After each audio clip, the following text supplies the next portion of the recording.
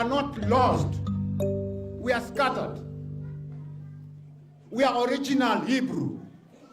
That was God. You know what I'm saying? And that's God that's going to take me all the way there.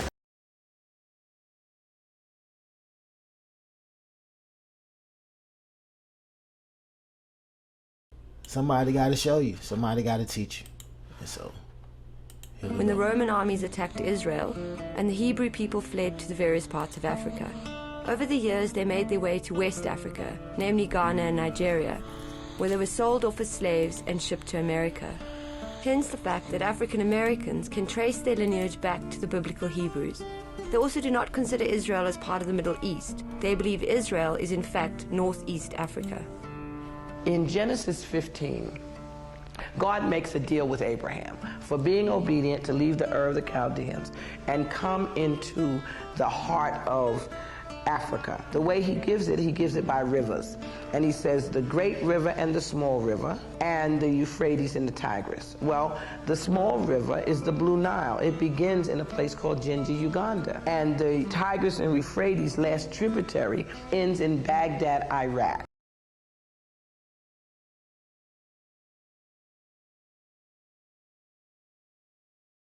And the youths grew. This is Jacob and Esau.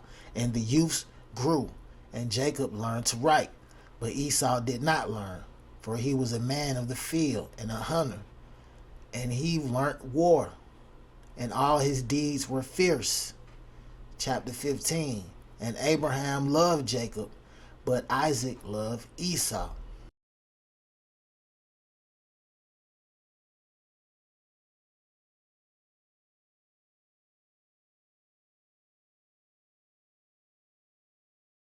The book of Ecclesiastes, chapter 4, verse 14. Such a youth could still rise from poverty and succeed.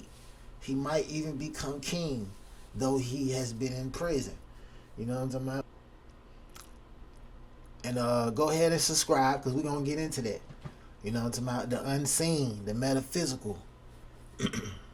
All the weird, bugged out shit that will scare you to death. In chapter 4, the book of Ecclesiastes, chapter 4, verse 14. Such a youth could rise from poverty and succeed.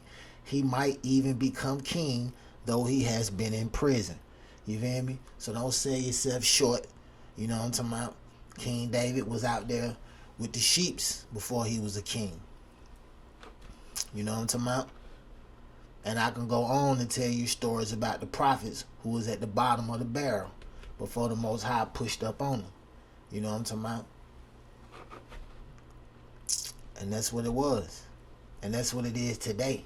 He mixed with the Arabs and he mixed with the Africans a long time ago. And all the nations, basically. He conspired with all the nations to destroy us. And throughout the millennia, he's mixed with mostly everybody.